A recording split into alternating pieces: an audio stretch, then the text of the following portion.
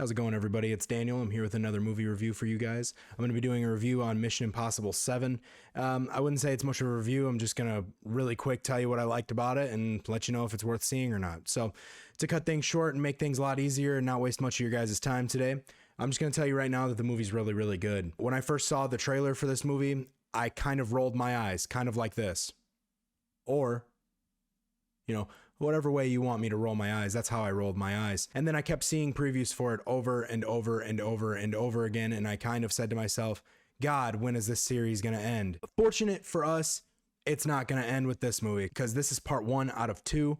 So that does mean that this movie isn't entirely finished once you finish the first movie, though it might as well be, because it ends on a very good note. It begins on a very good note. It starts off almost like a Hunt for Red October style submarine military movie, or like Crimson Tide, if you've ever seen that, with Gene Hackman and Denzel Washington. Kind of underrated in my opinion. Those kind of movies have a lot of tension, have a lot of suspense going on. They're based in like these submarines pretty much, and it always zooms in on people's sweat beating down their sideburns and everything like that. So that's kind of how this movie starts, and it definitely raises a lot of tension. It somewhat introduces the main villain, I would say, of this movie, which the main villain of this movie you could say is this guy named Gabriel, who is technically a human being, but the real main bad guy of this Dead Reckoning, duet that they're doing here is going to be an AI generated machine pretty much.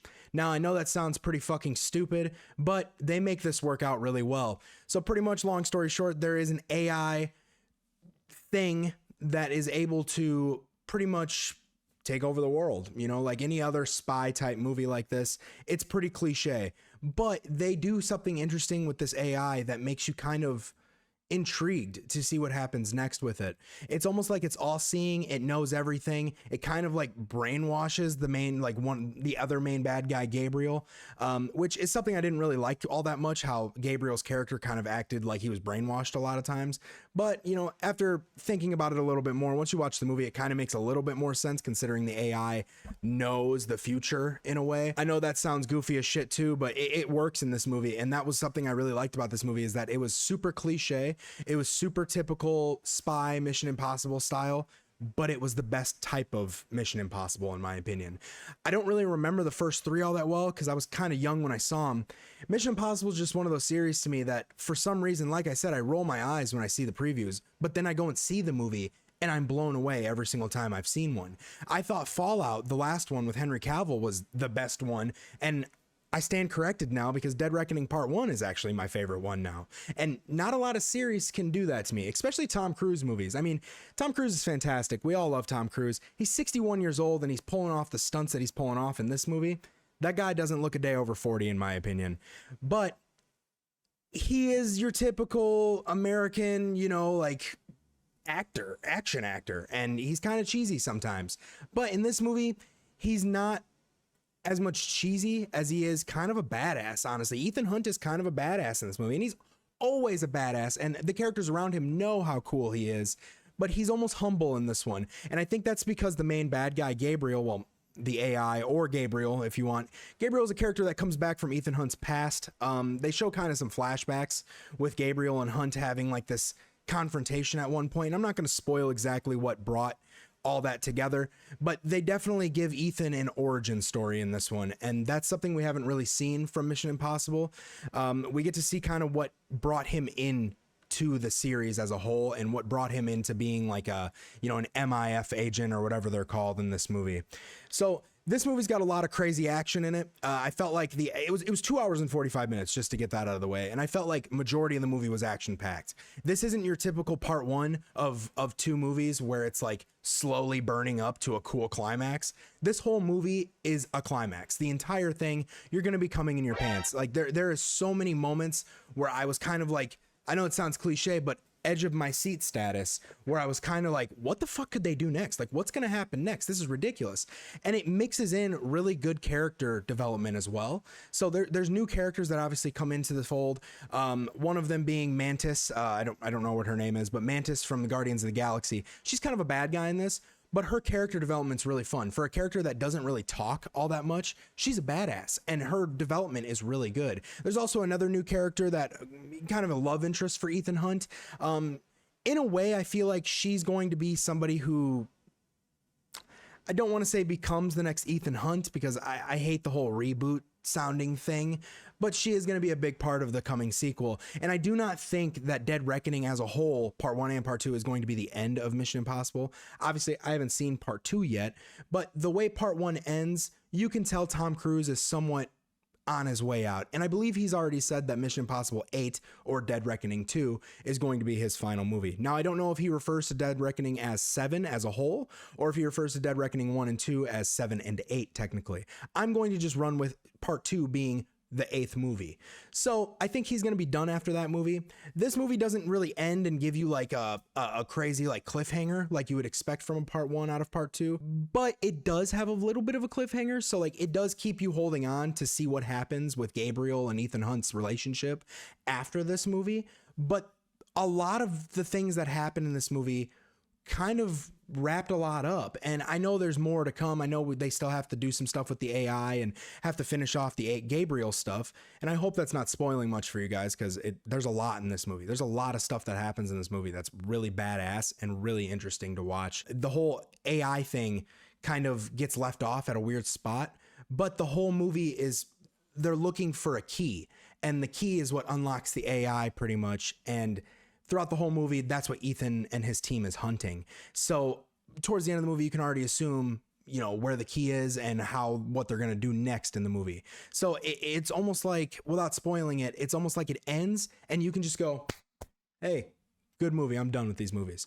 Or you can be like, hey, that was good. That was really good. I want to see more. And now part 2 is going to give you that more that you desire. Now, I don't know, like I said, if part 2 is going to be really good or not, but from how this one played out, I expect them to go 10 out of 10 with the next one, because this one was fantastic. Like there were just moments, like I said, I was on the edge of my seat, biting my nails, trying to figure out what was going to happen next. And with Mission Impossible, you just kind of assume it's cliche and it's going to happen the way it's going to happen.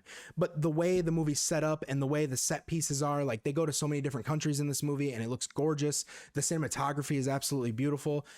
And the characters that they bring in were just really fun. So it almost like flows really, really well. And I really can't wait to see what's next for these movies. There's a lot that happens in this movie though, and I don't want to spoil a whole lot of it. I did want to say that the movie's beautiful and it's fun to watch. It's got a lot of funny moments, returning actors that are just as good as they were in the last movie. I feel like the chemistry between all the characters in this movie are fantastic. I mean, the writing felt really good. Like I said, it was a typical 80s like action-y spy movie, and it was paced like that too. But it had a lot of different moments of like really well put together spots that you would expect to be kind of bleh and cliche. And there are a couple moments where like things happen just to happen. And it's like, oh, okay, well, it's a movie. And, you know, and things like that are fine. Like, for instance, towards the latter half of the movie, there's a train that is falling off of a bridge, and Ethan is climbing that falling train almost like Uncharted 2 style, like he's Nathan Drake or some shit. And it's super like, okay, no way a 61-year-old man is doing this, but a 61-year-old man is technically doing this, and that's what makes it kind of fun. Like I said, the set pieces were gorgeous. Obviously, if you've seen the preview, you've probably seen him driving off of a mountain with a motorcycle. That was really cool. Like I assumed, oh, cliche, typical, but like it was really cool to see. It was really cool that there wasn't a lot of visual effects, it felt like, in this movie. It didn't feel like, I'm sure there were a lot of visual effects, but everything looked really, really nice. So I didn't really like have a problem, to be honest, with this movie. I'd say my only like gripe with this movie was probably that there were those moments that were like, how the fuck is that happening? But it was okay because it would follow up with something even cooler than that, and I would just forget about whatever was kind of inconvenient for the story. Also, the bad guy Gabriel, who is played by, I don't know what his name is, but the guy who played Dell in Ozark, he's awesome. He's really, really good. My only issue with him was that he just seemed so easily like put in the spot he was in. You know, he was just some dude that was like working for the AI, and he seemed like, it almost seemed like him and Ethan's relationship was second to what he was doing with the AI, which it is, but I almost wanted there to be more conflict between him and Ethan. Though, again, part 2 is probably going to satisfy that hunger that I have for it. Who knows? Movie's pretty brutal though. There's some pretty intense car chase scenes. There's some pretty intense just shootout scenes. And yeah, Tom Cruise runs a lot in this movie, like a lot. And like I said, the dude's 61 years old. He's putting a lot of effort into this shit. And I really do really appreciate somebody who's dedicated to their craft. And I think that resonates with his scores on all of his movies that he's been in the last 10 years. He hasn't had an under 90% Metacritic score on a movie in years, from what I can tell, except for The Mummy. The Mummy was horrible. So like, for instance, last year he had, and it's all off sequels too. So if you look at last year, you look at Top Gun Maverick, the movie was amazing. It was really, really, really good. Was it better than the first one? I don't know. I love the first one, but it was really good. And I think it's because he puts so much passion and just like effort into his roles. And not to sit here and gargle on Tom Cruise mayo or anything, but like, the guy's a badass. He's probably the best American actor around right now, you know, for the age that he's at and the reputation he has and how much effort he puts in.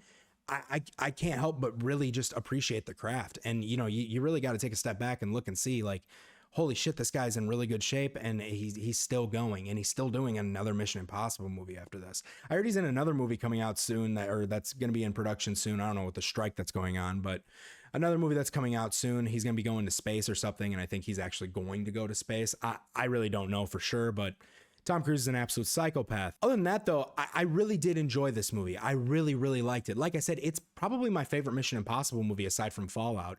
And that's crazy to have 7 movies and each one is just better and better and better, in my opinion. Like I said, there's not much I didn't like about the movie. I really appreciated how like the main bad guy was this AI entity, and it was kind of reminiscent on what's going on in our world right now with AI technology. Not saying I know a lot about AI technology, but there's a lot of shit that AI can do that is kind of causing a lot of different effects to happen in our world as well. And it's no different in this movie as well. There's moments where Ethan, for instance, is like at a party in the movie undercover, and it turns out the whole nightclub is the AI. It's absolutely ridiculous. There's moments that are just like blow your mind, and it's so typical, but it's still like, holy shit, that's badass.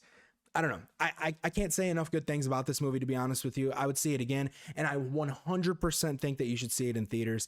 It was that good. It was really, really fun to watch, and it wasn't like a typical, I normally hate the part 1, part 2s. It wasn't a bad part 1, part 2. It ends on a good note. It gives you 2 hours and 45 minutes of just nonstop tension and action and ass beating all together. So if I did have to throw a score on this movie, I'd probably give it a 90%. I really, really enjoyed this movie, or a 9 out of 10 if you really want to be that guy.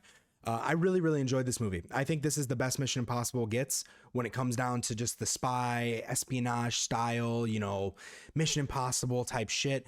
Tom Cruise runs a lot in this movie, at least a couple miles at the very least. And it's well acted. It's got moments of good humor. It's got moments of great tension. It's got a good bad guy. It's got a good structure. It's just a really good movie. And I really think people should see this movie. Should probably see this movie in theaters. It was absolutely fantastic. I can't wait for the next one. So with that being said, I appreciate you guys watching. I'm not gonna take up too much of your time. Like I said, have a good one. Enjoy the rest of your day. Bye.